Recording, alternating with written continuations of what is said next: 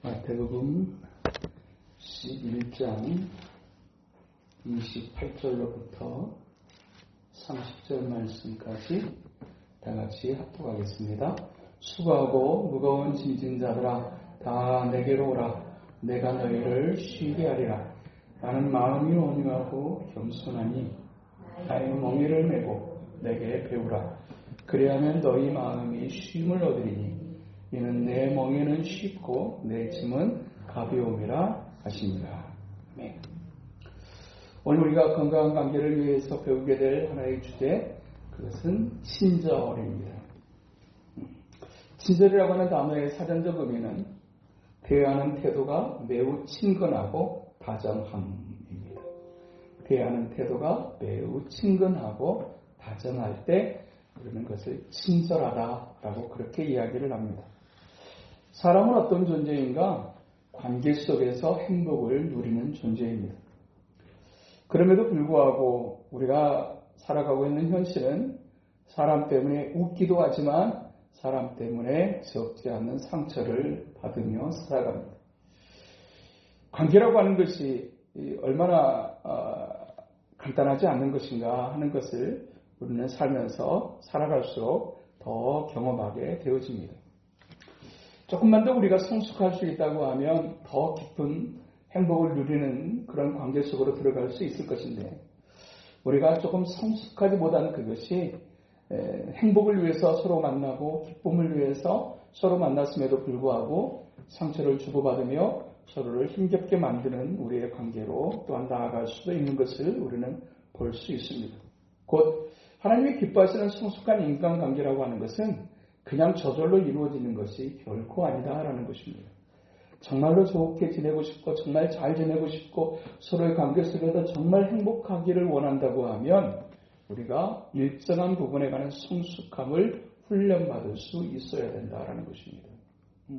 아무리 좋은 밭에 좋은 씨앗을 심었다고 할지라도 그것을 잘 가꿔내는 과정이 없다고 하면 기대한 것과 다르게 무성한 잡초를 보게 될 것이고, 우리가 기대했던 꽃은 빈약한 것을 볼 수밖에 없을 것입니다. 날마다 가꾸기 위해서 우리가 정말 좋은 관계 속으로 더 깊이 들어가기 위해서 받아야 될 훈련 하나, 오늘 그 훈련 가운데 하나, 그것을 친절이라고 하는 이 단어를 주제를 가지고 함께 나눠보고자 합니다. 우리는 어떤 사람을 좋아하는가 라고 하게 될 때 똑똑한 사람, 돈 많은 사람, 멋진 사람, 이런 여러 가지 우리가 선호하고 좋아하는 그런 어떤 조건들을 우리가 생각할 수 있어요. 이왕이면 멋졌으면 좋겠고, 이왕이면 예뻤으면 좋겠고, 그런데 이왕이 좀 만나는데 좀 돈도 좀 많았으면 좋겠고, 이왕이면 좀 스펙도 좋은 사람 만났으면 좋겠고, 그런데 아무리 우리가 기대하는 어떤 그런 좀 더 멋지고 좀 더 예쁘고 좀 더 스펙도 좋고 조금 더 부유하고 그런 사람을 만나고 싶어서 만난다고 할지라도 그 사람과의 관계 속에서 정말 더 깊어지려고 하게 되게 될 때 우리에게 반드시 필요한 한 가지, 그 사람이 친절한가라고 하는 것입니다. 그 사람이 친절하지 않아요. 무례해요. 그러면 어떻습니까? 아무리 예뻐도 그 사람이 인격적이지 못하고, 아무리 멋져도 그 사람이 인격적이지 못하다면 그 관계는 결코 깊어질 수가 없어요. 우리는 그런 사람들을 참 싫어합니다. 정말 인격적이지 못한 사람과 관계를 맺으며 간다라고 하는 것은 얼마나 고통스러운 것입니까? 특별하게 직장생활 속에서 정말 인격적이지 못한, 성숙하지 못한 상사와 함께 직장생활을 해간다라고 하는 것은 말할 수 없는 고통이 있어요. 말할 수 없는 고통이 있어요. 그렇지만 정말 내 주변에 내가 머무는 곳에 정말 친절한 사람들이 옆에 있다고 하면 또 그것은 또 때로는 똑같이 어려운 그런 환경과 상황일 수 있지만 정말 친절한 사람이 인격적인 사람과 함께 뭔가를 해간다라고 하는 것은 굉장히 즐겁고 행복한 그런 공간이 될 수 있고 시간이 되어줄 수 있습니다. 친절한 사람을 좋아할 뿐만 아니라 우리는 친절한 사람의 감동을 먹고요. 그리고 친절한 사람과 함께하고 싶어집니다.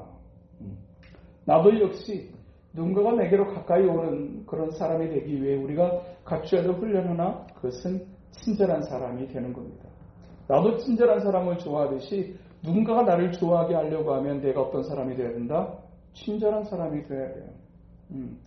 그런 사람을 우리가 기대하는 것도 중요하지만, 그런 사람을 만나는 것도 중요하지만, 나도 역시 친절한 사람이 되어지지 못한다고 하면 그 관계는 결코 깊어질 수 없어요. 결국은 같이 가는 거더라고요. 한 사람만 잘해가지고 같이 갈 수가 없어요. 결국 오래 가고 깊이 가려고 하게 되게 되면 서로가 그와 같은 모습들을 서로 갖출 수 있을 때 서로 오래 갈 수 있어요. 아무리 좋은 목적을 가지고 있어 할지라도, 아무리 좋은 어떤 그런 스펙을 가지고 있다고 할지라도 그 관계가 더 깊이를 더하려고 하게 되게 될 때 반드시 필요한 인격적 요소, 친절함입니다. 친절한 사람이 되고 싶은 마음은 누구에게나 있지만 문제는 뭐냐? 그걸 지속하기가 쉽지 않다. 늘 친절한 사람이 되는 일이 그렇게 쉽지는 않습니다. 지속하기 위해서 어떻게 해야 되느냐? 훈련이 필요한 것입니다. 훈련이 필요합니다. 어떻게 하면 친절한 사람이 될 수 있을까에 대해서 아주 중요한 이상적인 부분이 있다면 그것은 바로 예수 그리스도십니다. 예수님을 통해서 우리가 친절이라고 하는 것을 배우게 되어지는데, 이 예수님의 친절을 배우는 방법이 뭘까? 오늘 본문을 통해서 우리가 함께 살폈는데, 예수님께서 친히 당신을 향해서 이렇게 말씀하셨어요. 29절에 보니까 나는 마음이 온유하고 겸손하니 라고 하셨어요. 이 나는 마음이 온유하고 겸손하다. 이래서 우리가 그분을 좋아합니다. 그리고 그분께 가까이 가고 싶습니다. 그리고 예수님도 역시 그런 분이셨기에 또한 수고하고 무거운 짐진 자들아 다 내게로 오라고 초청하셨어요. 다 내게로 와라. 그렇게 부르기는 했는데 인격적이지 못해요. 친절하지 않아요. 그러면 갈 수가 없어요. 갔다가도 다시 돌아설 수밖에 없어요. 그런데 예수님께서 모든 사람을 향해서 수고하고 무거운 짐을 지고 살아가는 인생을 향해서 다 내게로 오라고 말씀하시는 수 있는 가장 중요한 근거가 있다면 나는 마음이 온유하고 겸손하기 때문이다. 정말 겸손한 사람과 함께 옆에 있는 것은 얼마나 이제 즐거운 일인지 알 수 없어요. 불안하지 않아요. 온유한 사람과 함께 있는 것은 얼마나 즐거운 건지 몰라요. 가장 중요하게 불안하지 않아요. 괴팍한 사람하고 함께 있으면 잠깐은 좋을 때는 좋았다가 언제 터질지 모르는 불안감이 우리에게 있어요. 까칠한 사람이 저 사람들 좀 까칠해라고 했는데 어느 때 보니까 아주 부드러워졌어요. 그런데 약간의 긴장감이 있어요. 저 사람이 원래 저런 사람이 아닌데. 그런 어떤 문제는 지속성인데 그렇게 정말 우리가 친절한 삶을 살고자 하게 될 때 우리가 바라봐야 되는 목은 그것은 예수 그리스도십니다. 친절한 마음이라고 하는 것은 어떤 것인가? 오늘 나는 마음이 온유하고 라고 하시게 될 때 그 온유에 등장하는 따뜻할 온. 친절한 마음은 따뜻한 마음을 의미하는 것입니다. 따뜻해지려면 어떻게 해야 되느냐? 우리가 나는 좀 따뜻한 사람인 것 같습니까? 좀 차가운 사람인 것 같습니까? 각자의 온도는 조금씩 다를 수 있어요. 그런데 내가 정말 더 따뜻한 사람이 되고 싶다고 하면 따뜻한 사람이 되려면 어떻게 해야 되느냐? 따뜻한 사람과의 접촉이 필요합니다. 사랑받은 사람이 사랑한다고 얘기하잖아요. 그 따뜻한 접촉을 가진 사람이 따뜻한 온기를 나눌 수가 있어요. 내가 따뜻하지 않는데 누군가에게 따뜻하게 말하고 따뜻하게 행동하는 것은 결코 쉬운 일이 아니에요. 억지로 잠깐 할 수 있을는지 모르지만 곧바로 싸늘해질 수밖에 없어요. 내가 정말 따뜻한 사람이 되고 싶다라고 하게 되게 될 때 그 비결 가장 첫 번째가 있다면 따뜻하신 분과 가까이 하는 것입니다. 그런데 그 따뜻하신 분이 누구신가? 가장 이상적으로 따뜻하신 분, 그분이 예수님이십니다. 그래서 나도 오늘 하루를 정말 따뜻한, 정말 친절한 삶을 살고 싶다고 얘기하게 될 때 우리가 가장 먼저 집중하고 힘써야 될 일은 따뜻하신 주님과의 만남에 집중하는 일입니다. 주님의 따뜻한 사랑을 받고 그 따뜻한 온기를 느낄 수 있을 때 우리는 그 온기를 나누는 삶을 살아가는 것이 가능하다라는 겁니다. 누구나 다 친절하고 싶습니다. 누구나 다 따뜻하고 싶습니다. 그러나 그 사람이 가진 온도가 따뜻하지 못하면 절대로 친절하기도 따뜻하기도 어렵습니다. 친절한 마음은 따뜻한 마음이라고 하게 될 때 나도 친절한 사람이 되고 싶다면 주님과의 만남이 더 깊어져야 합니다. 어떤 사람들은 막 불로불로 막 기도하고 막 아주 뜨겁게 기도했던 예전에 정말로 막 성령의 막 역사하시면 굉장히 강력하고 막 은사가 막 대단하게 활발했던 그런 때가 있었습니다.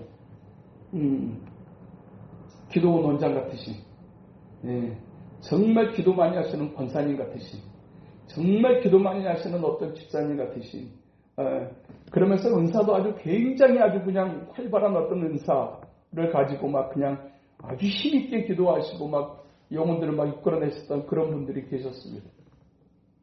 그런데 그렇게 뜨겁게 성령을 받았다고 하면서도 너무너무 아쉬운 한 가지가 있었다고 하면 저는 그렇게 뜨겁게 성령 운동을 하시고 막 그렇게 기도도 많이 하시고 하셨던 그분들의 모습 속에서 왜 인격적이지 못할까라고 하는 겁니다. 인격적이지 않을 때가 너무 많아요.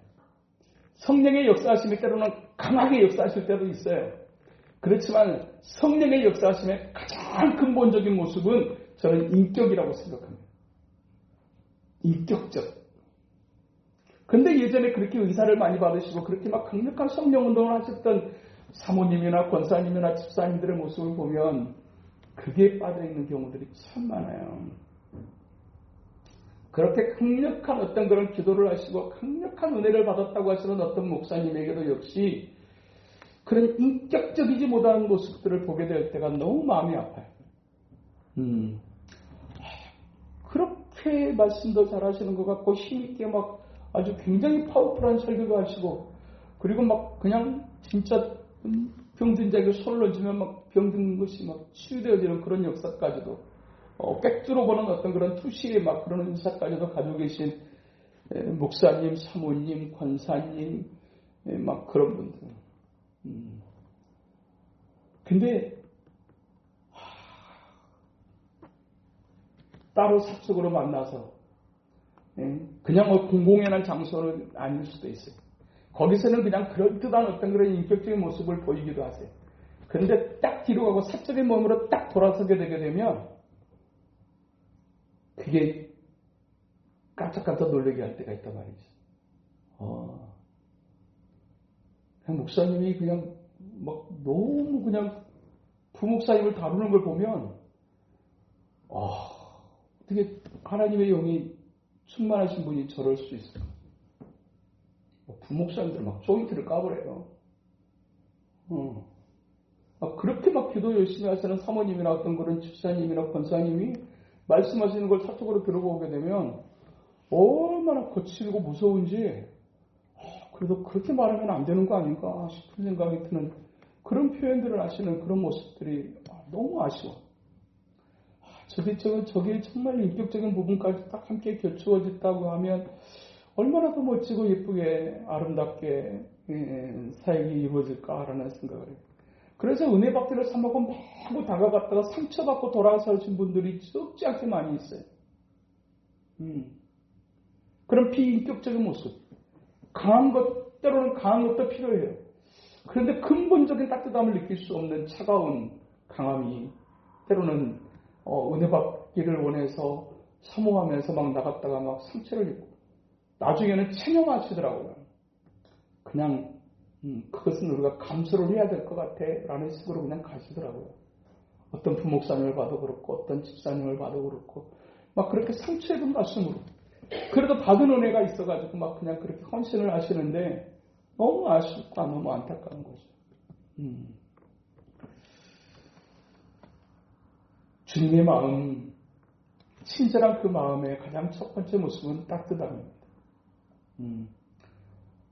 우리가 주님을 좋아하는 이유가 무엇입니까? 주님께로 더 가까이 나가고 주님께 기대고 싶은 이유가 무엇입니까? 그분이 따뜻한 분이시기 때문에. 따뜻한 사람은 가까이 하고 싶어요. 차가운 사람은 힘들어요. 그래도 말 한마디 속에 표정 하나에 그 따뜻함이 모자랄 때,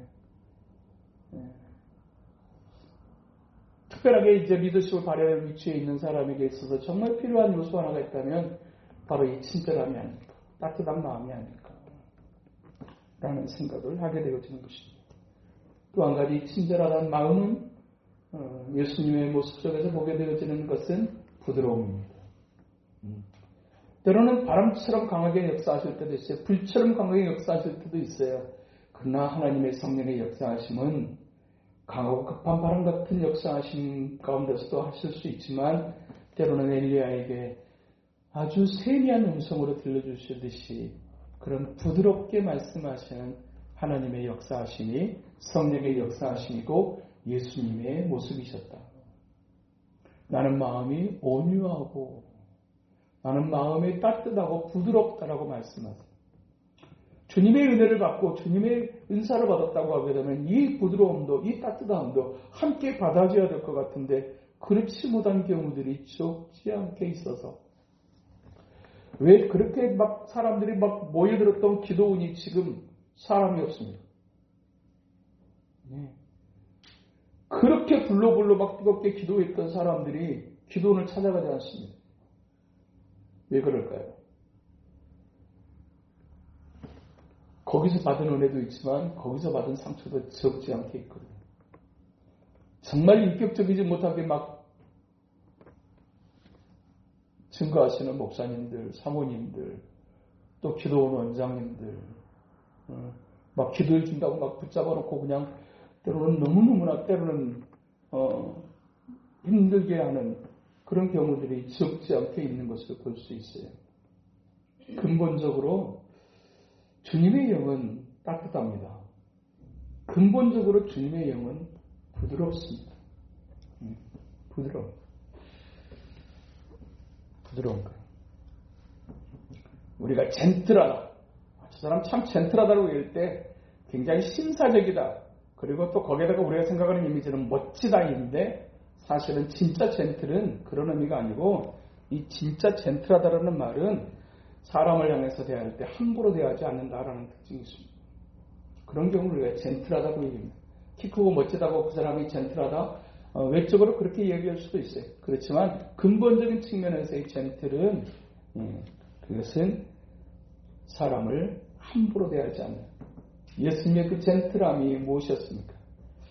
가난한 자의 약한 자들을 긍휼히 여기셨고 심지어는 간음하는 현장에서 붙잡힌 여인을 향해서도 하나님은 젠틀하셨어요. 함부로 대하지 않았어요. 사람은 자기가 하고 있지 않는 일, 그러나 누가 잘못하고 있는 일에 대해서는 사람들은 폭력적이 되어져 갑니다. 나는 그렇게 하지 않아. 그건 사람이 할 짓이 아니라고 하게 될 때 사람이 폭력적으로 바뀝니다. 어떻게 간음하는 모습일 수 있어? 하고 그냥 거기서 그냥 무자비하게 그냥 잡아왔어요. 그리고 예수님 앞에 근데 팽개치듯이 놓았어요. 예수님은 똑같이 행동하지 않으셨어요. 말없이 묵묵히 바닷가에 무언가를 쓰시고 그리고 말씀하셨어요. 너희 중에 죄 없는 자가 돌로 쳐. 아무도 할 말이 없을 때 그 가늠하는 현장에서 붙잡힌 그 여인을 향해서 다시는 그와 같은 죄를 범하지 말아라. 아주 부드러운 말씀. 그 여인을 품어내고 또한 그 여인을 말씀하셨어요. 사실 굉장히 가난 바람이 우리의 옷을 벗길 것 같지만 그것이 우리를 벗겨내지 못해.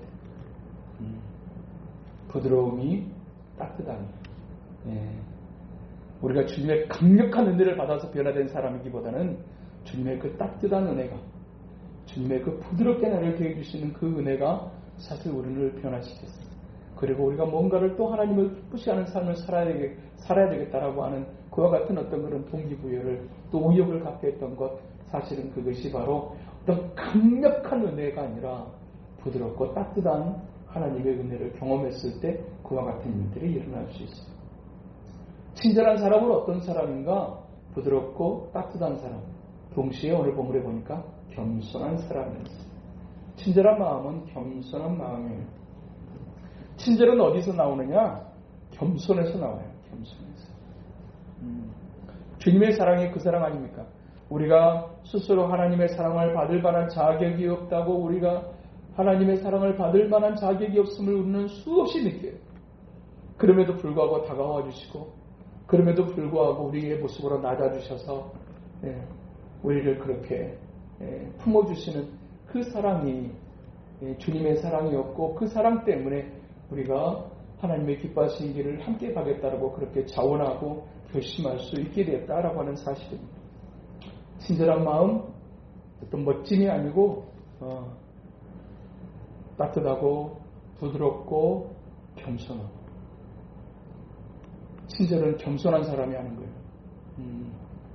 그래서 우리 모두가 서로를 향해서 친절할 수 있었어요.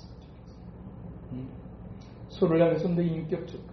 물론 우리가 이렇게 얘기하는 저나 또 들으시는 여러분이나 이루는 부분에 있어서 참으로 많은 그런 성숙함이 필요한 모습인 것이 분명해요. 전하는 자나 듣는 자나 동일하게 주님을 닮아가기 위해서 우리가 어떤 모습, 이 한 주간도 주님을 기쁘시게 하고 주님을 닮은 삶을 살아간다라고 하는 것은 어떤 것일까? 부드러운 사람이 되는 것, 따뜻한 사람이 되는 것, 그리고 그와 같은 친절은 겸손한 마음에서 나올 수 있다라고 하는 사실입니다. 우리가 어떻게 하면 좀 친절한 삶을 살아갈 수 있을 것인가를 생각하게 될 때 첫 번째로 우리가 기억해야 될 한 가지가 있다면, 우리는 존재 자체가 굉장히 깨지기 쉬운 연약한 존재라는 사실을 우리가 잊지 않을 때 우리가 조심할 수 있고 친절할 수 있습니다. 너무 막하는 경우가 있죠. 근데 특히 언제에서 막하게 되냐면 가까운 사람에게 막합니다. 익숙한 것이라고 하는 것은 참 좋은 것이지만 익숙한 것이 가지는 결정적인 약점 하나가 있다는 것은 무례하기 쉽다라는 것. 무례하기 쉽다. 사랑은 절대로 무례하지 않아요. 내가 그 사람을 사랑하는가? 라고 하게 될 때 사랑은 절대로 무례하지 않아요. 무례하지 않아요. 그런데 그 사랑의 그 친절이 가장 먼저 실천될 곳이 어디냐? 그게 가장 가까이 있는 사람, 가족입니다. 가족입니다. 친절해야 돼요. 은혜 받고 나서 어디서 친절해야 그 은혜가 나타나야 되느냐? 가장 먼저는 가정 안에서. 딱 은혜 받은 증거가 어디서 가장 먼저 나타나야 되느냐? 저 개인적인 은혜로 제 경험으로 본다고 하면 하나님께서 은혜를 딱 주시면 가장 먼저 어디에서 친절해지냐면 제 아내에게 친절해집니다. 제 아내에게 친절. 가장 먼저 어디서 친절해지느냐? 제 아이들에게 제가 친절해집니다. 그리고 하나님께서 은혜를 주시게 될 때 뭐부터 제일 먼저 회개를 시키느냐? 가장 가까운 사람에게 친절하지 못했던 것을 회개시키십니다. 제가 받은 은혜는 그랬어요. 제 아내에게 제가 함부로 했던 어떤 부분들이 생각나게 하시고 회개하게 하시고, 그리고 은혜를 받고 나게 되면 가장 먼저 아내에 대한 태도가 달라지고 자녀에 대한 태도가 달라지고, 그리고 가장 가까이 있는 사람들을 향해서 대하는 태도가 달라지게 되어 있어요.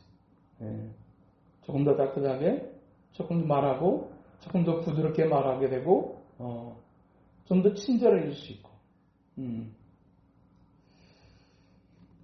근데 이제 참 같이 은혜 받으면 좋은데, 은혜는 내가 받고, 복은 지가 받고, 이러니까 이게 이제 환장하는 거지.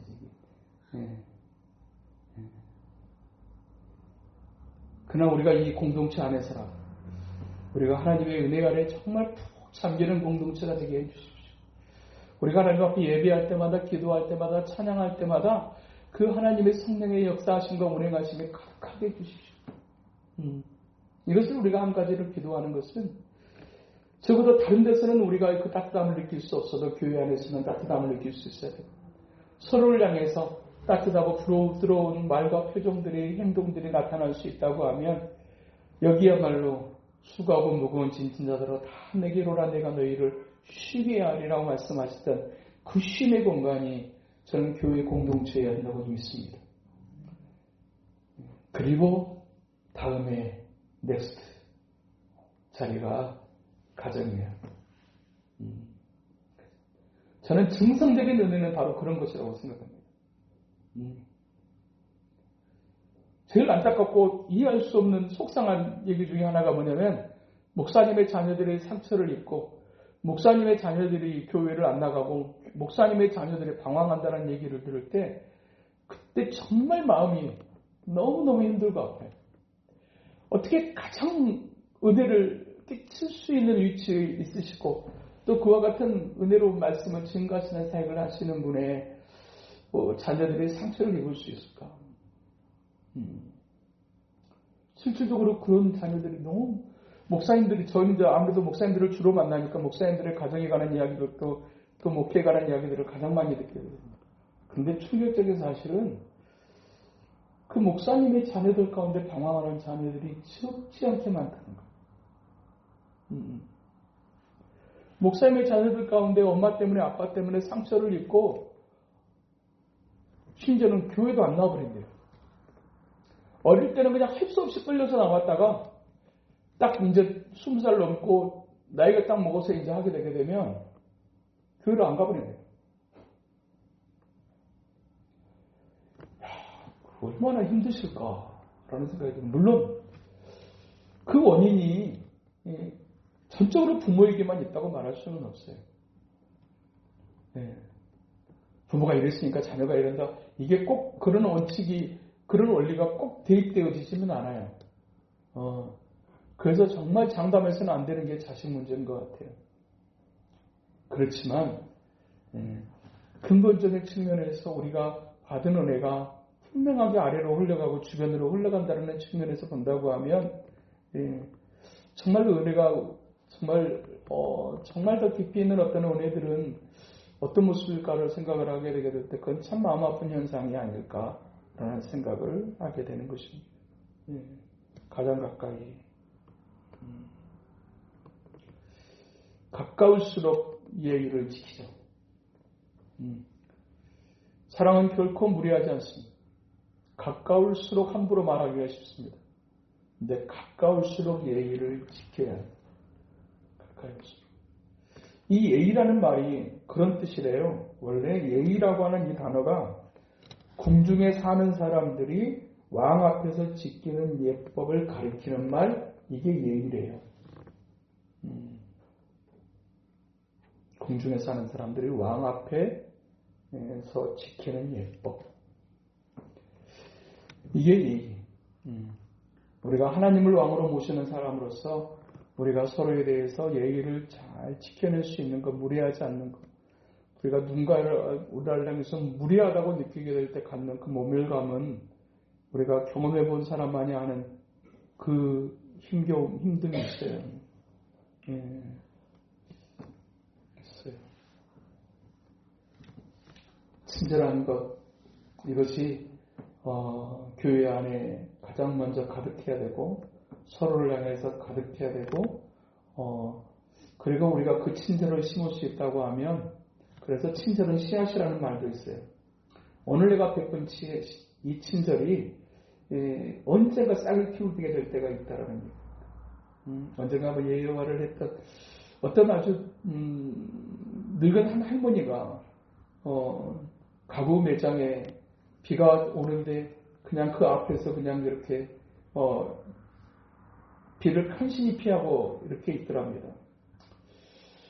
그래서 그냥 사장은 그냥 무심코 그냥 지나갔는데 그 점원을 한 사람이 이 할머니가 이렇게 비를 간신히 피하고 있는 이 모습을 보고서 할머니 들어오세요. 들어오셔서 비도 좀 그치시고 좀 쉬었다 가세요. 하면서 그렇게 친절을 베풀었대요. 그냥 비가 그리고 조금 있다가 이제 비가 그쳐서 그 할머니가 가셨어요. 그런데 그 점원은 그 사람이 그 할머니가 어떤 할머니인지를 전혀 알지 못했어요. 그런데 며칠 뒤에 그 할머니가 오셨어요. 그런데 며칠 전에 봤던 그 할머니의 복장하고는 전혀 다른 복장으로 어떤 비서와 함께 오셨는데 그 할머니가 큰 회사의 회장님이셨던 거예요. 어떤 연유로 인해 가지고 이렇게 그냥 갑작스럽게 비를 맞는 상황이 되어져 가지고 그냥 그랬었는데 그 점원이 그렇게 친절하게 줬던 것을 기억 안 했었던 그 할머니가 비서와 함께 그 매장을 찾았답니다. 그리고 이 매장에 있는 내가 가구를 사고 싶습니다. 근데 회장 정도 됐으니까 그 가구의 규모가 엄청났겠죠. 그런데 그 점원을 찾더랍니다. 며칠 전에 내게 호의를 베풀어줬던, 친절해 줬던 그 점원을 통해서 내가 이 가구를 매입하고 싶습니다. 그래서 굉장한 가구를 사가지고 가셨는데, 그로부터 또 한참의 시간이 지나고 난 다음에 회장님이 또 한 번 이 점원을 찾아왔답니다. 그때 비 오는 날 내게 베풀었던 친절을 내가 잊을 수가 없습니다. 그리고 당신을 보건대 그런 상황 속에서 이렇게 친절할 수 있는 사람이라면 우리 회사에 와서도 굉장히 중요한 일을 감당할 수 있을 것 같다는 생각이 듭니다. 그래서 그 직원을 스카웃 해가지고 굉장히 중요한 자리에 그 직원을 세우고 또 그렇게 그 직원은 그 단 한 번의 친절을 통해서 생각하지도 못했던 상상할 수 없는 그런 어떤 삶의 자리로 옮겨지게 됐다고 하는 그런 예화가 있습니다. 친절은 시험과 같습니다. 오늘 내가 조금 더 누군가를 향해서 따뜻하게 말하고 부드럽게 말하고 그리고 겸손한 모습으로 대할 수 있다고 하면 그것이 반드시 나중에 우리가 생각하지 못했던 모습으로 우리에게 다시 되돌아올 수 있다는 사실을 아십니까? 많이 배워야 하는 거 아닙니까? 멋지어야 될 필요 없습니다. 그저 주님이 우리에게 베풀어 주셨던 그 따뜻한 사랑을 우리가 더 많이 품어내고 또 더 많이 우리 안에 간직할 수 있다면 온기는 억지로 전하는 게 아니라 자연스럽게 흘러나오는 겁니다. 이 친절도 역시 자연스럽게 흘러나오는 겁니다. 그러나 그 친절은 씨앗과 같아서 언젠가 반드시 우리에게로 또다시 돌아오게 될 거라고 하는 말씀으로 우리가 서로 또 이 거룩한 공동체가 그런 주님의 은혜가 저는 은사보다도 은혜를 더 좋아합니다. 은사보다도 중요한 게 은혜. 아무리 은사가 많아도 은혜가 없으면 되지 않으면 그 은사는 우리를 때로 힘겹게 만들 수 있어요.